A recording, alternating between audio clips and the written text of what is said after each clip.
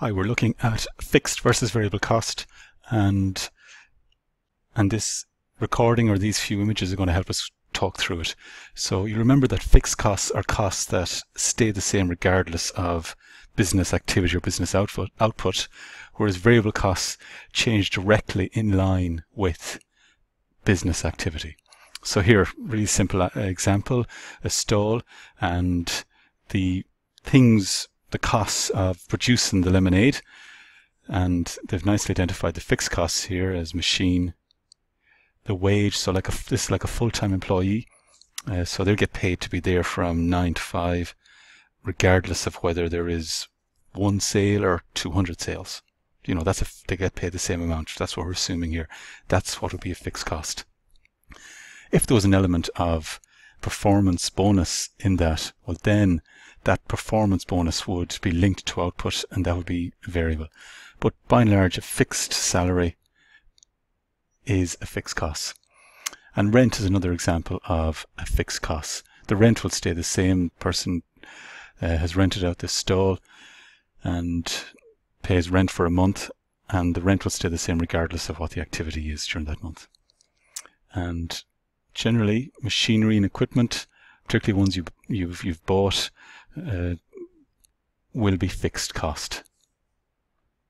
The variable costs are the ones that change in line with activity, and generally labour, part-time employees, or people paid on an hourly rate. So if the stall gets busier, they have to take on a new worker here, and they get paid maybe by the hour. That will be a variable cost, because if the stall gets very busy, another person will need to be hired. Materials, direct materials, are always variable costs, because the more lemonade you sell, the more of the materials, the sugar, the lemonade, the water you'll need to buy.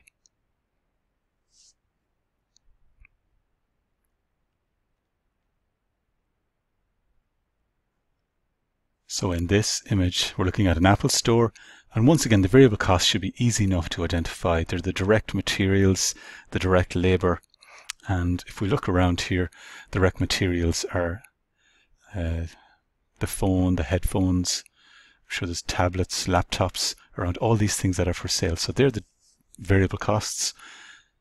Direct labour, or part-time labour. So if any of these sales employees were being paid by the hour, and if the store got busier, the more they could come in or not, depending on how busy the store is, then they'd be a variable cost. Things like the stationery and the point of sale stationery. Here, the busier the store gets, I imagine the more of these that people take away, the more stationery that has to be made. So that'll be variable cost. And the fixed costs then are the same as in the last example. The equipment. So here there's no real equipment apart from the tables on which everything is displayed. So cost of those tables is a fixed cost. On the wall here we've got equipment, that's a fixed cost. The building itself, be it rent or the cost of the building if it's purchased, fixed cost. And if some people here are full-time employees, perhaps this lady, I'm not sure if she's a customer or she looks like an employee, she's got a badge of some type. Perhaps she's a full-time supervisor and her salary might be the same regardless, so that'll be a fixed cost. Now we'll look at the next example. The next example is a bank, and a large part of branches in a bank, a large part of their costs are fixed costs. They're not selling a physical product per se, money, so maybe interest on the money that they have to borrow would be a variable cost. The more money they borrow, the more interest they have to pay, but by and large it's mostly fixed costs that banks have. You can see here it's all like we talk about the fixtures and the fittings, so all of these things here are fixed costs. Depending on these employees, this guy and this guy here, their salary, most bank employees are full-time employees.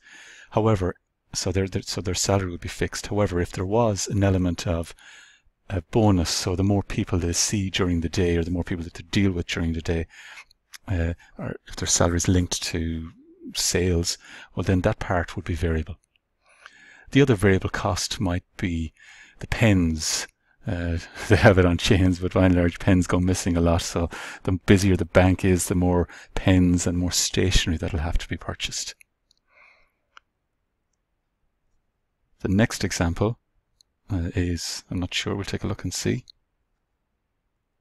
Next example is our farmer, and remember, variable costs generally are the direct materials and direct labour if there is additional labour. So the direct materials there are what we'd record as purchases in financial accounting, would be the cattle here.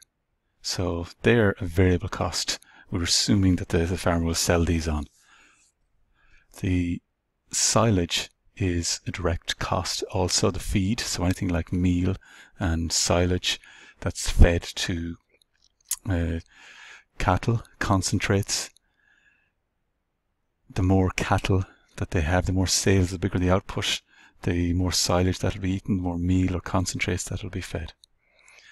The more cattle there is, or the more cattle that are sold, the more diesel that'll be used in the tractor. So diesel would be a variable cost as well. So diesel for the tractor, oil maybe for the tractor, maintenance on the tractor. The busier the farmer is, the more maintenance will have to be done. The cattle and the feed, they're all the variable costs. And as we look around then, the equipment, so the tractor itself is going to be fixed cost, the cost of the tractor.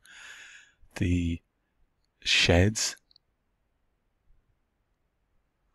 the loader on the tractor, the gates, all of these are fixed costs. The apron here, the concrete apron, that costs a lot of money, that'll be fixed cost. If the farmer had to rent the shed, it will be fixed cost. He'll pay that rent regardless if the shed is half empty, or I was going to say half empty or half full, but that means the same thing. The shed is half empty or fully fully full. The rent will be the same, or if you build a shed, it'll be a fixed cost. And the last example is this food van. And variable costs, think of direct materials which can be directly related to the product. So all of the things that are sold here, once again, what we record as purchases when we're doing our financial accounting. So the purchases here would be the vegetables, the meat, any bread that goes in, seasonings, then the drinks, the crisps, here we've got the drinks down here. All of these things that are sold on, bought for resale, the purchases for resale, they're all variable costs. There may be people here, if there's labour and if someone has been paid by the hour, they're going to be variable costs as well. Parking, if they have to pay parking, there's an element of variable cost. It's not a huge cost. The busier they are, the more places they go, the parking will go up. So you could call parking a variable cost as well. Then the fixed cost, once again, we're back to equipment. We're back to fixed term or full-time employees' wages. So the cost of the van, the equipment inside, the ovens, whatever else you have inside a food van. I'm sure there's bins and fridges, freezers, the freezer here. All of those, the cost of them are fixed costs. And of course, for anything, even the food van, the bank, variable costs, there'll be an element of fixed and variable costs for electricity. So I'm just going to scroll back actually. So we're back to the bank, and I forgot to say that electricity, utility bills would often have an element of fixed and variable cost to them. So the bank here will pay an electricity bill each month, every 2 months, and there'll be a standing charge, a fixed element to that regardless of the amount of activity. But the busier the bank is, the more the computers are used, the more they draw on electricity, the more heat they'll have to probably use. So the electricity bill will be higher, so the cost per unit would be variable. So that's an example of a semi-fixed cost, and generally that's the utility bills. Insurance for the bank would be fixed cost. It would be regardless the same, to pay the insurance regardless.